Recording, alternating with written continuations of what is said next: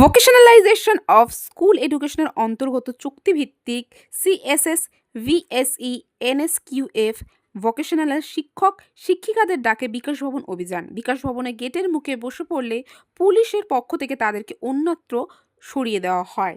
তাদের মূলত দাবি বকেয়া বেতন মেটাতে হবে, অর্থাৎ জুলাই মাসে 2025 থেকে শিক্ষক শিক্ষিকারা বেতন পাচ্ছে না। বেতন বৃদ্ধি ও অবিলম্বে সম্মানজনক বেতন কাঠামো গঠন।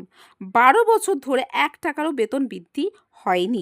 নবম থেকে দ্বাদশ শ্রেণী পর্যন্ত স্কিল শিক্ষায় শোষণকারী এজেন্সি প্রথা বাতিল করে সিএসএস শিক্ষক শিক্ষিকাদের স্থায়ীকরণের দাবিতে বিকাশ ভবন অভিযান। আন্দোলনকারীরা বিকাশ ভবন গেটের সামনে এসে বসে বিক্ষোভ দেখাতে শুরু করেন। নিউজ কলকাতা 24 এর তরফ থেকে আজকে যে আপনার বিকাশ ভবন অভিযানটা, সেই অভিযানটা সম্বন্ধে আপনার জানা হচ্ছে এবং শিক্ষক নিয়োগের যে বেতন বৃদ্ধি নিয়ে আপনারা যে বলছেন সেটা ডিটেলসটা জানার জন্য একটু আপনাকে অনুরোধ করা।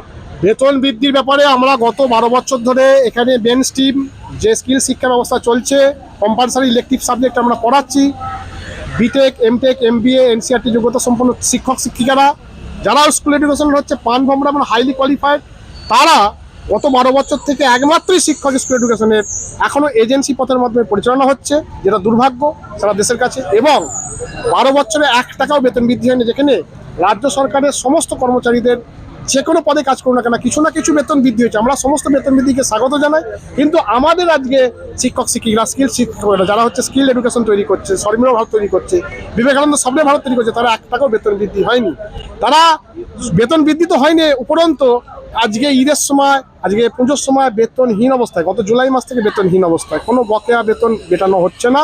বারবার বলা সত্ত্বেও দেখা যাচ্ছে 12 বছরের এজেন্সি পতার জন্য নিয়মিত বেতন হচ্ছে না, বেতন বৃদ্ধি হয়নি, বেতন কাঠামো নেই, এবং আমাদের কোনো জব পলিসি, জব সিকিউরিটি নেই, কোনো লিভ পলিসি নেই, ম্যাটারনিটি লিভ নেই, এবং শুধুমাত্র আমরা একটা মধ্যযুগীয় দাসত্ব প্রথার মধ্যে পরিচালনা হচ্ছে। শুধু আমাদের সাথে লক্ষ লক্ষ ছাত্রছাত্রীদের ভবিষ্যৎ, তাদের যে বরাদ্দকৃত অর্থ সরকারকৃত, সেগুলোও টোটালি লুট হচ্ছে, এবং এই লুটরাজের সাথে যুক্ত দুর্নীতিগ্রস্ত আধিকারিক নেতামন্ত্রী।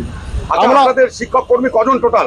আমরা বর্তমানে 3222 জন শিক্ষক শিক্ষিকা আমরা উচ্চ মাধ্যমিক স্কুলে বিভিন্ন সরকার এবং সরকার পোষিত বিদ্যালয়ে পশ্চিমবাংলার কর্মরত আছি। 2013 সাল থেকে বিভিন্ন ধাপে ধাপে আমরা রিক্রুটমেন্ট করে বর্তমানে এতজন।